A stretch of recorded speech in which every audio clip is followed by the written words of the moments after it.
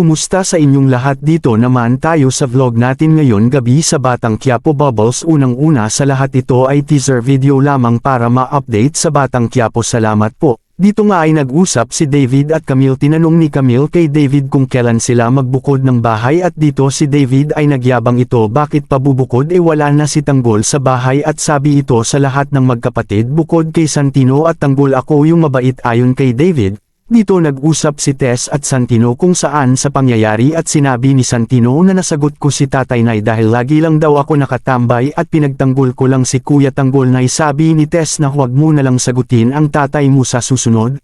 Dito mga tauhan ni Olga ay pinapatay si Roger dahil sa palpak ang paglagay ng bomba at dito binaril ito si Roger. Dito si Severino ay pinapaamin niya ang mga nag-asikaso sa kasal at sila ay iyak ng iyak nito at pinagbabaril sila lahat ito.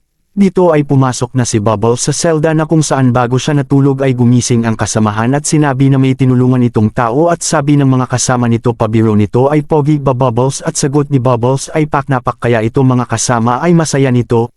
Inaalala ni Bubbles si Tanggol ng tinulungan ito. Dito nasa opisina si Chief Espinas at dumating yung kasama nito at sinabi ito na huwag muna nating patayin kasi pakanabangan natin siya. Dito ay nasa higaan na sila David at Camille. Biglang nag-PM si Kiera ng kamit ni David sa bar habang tulog si Camille ay nag-PM ang dalawa.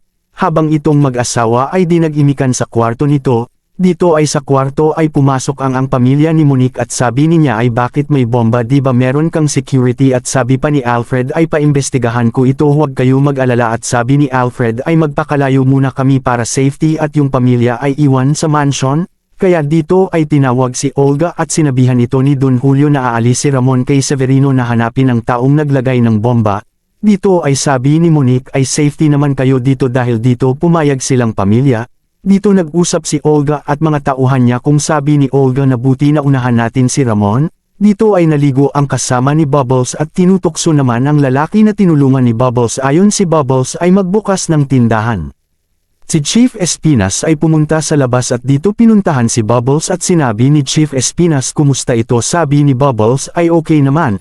Dito nagdala ng pagkain si Bubbles at pumasok sa selda nila Tanggol at dito mga kasama ay namangha sa kagandaham ni dito Jean ay niinting si Tanggol at nagpasalamat ito. Dito sabi ni Ben na huwag niyo pag-tripan at apo ni Mayor Celso si Bubbles. Abangan bukas sa Batang Quiapo. Salamat po, huwag kalimutan subscribe to my channel.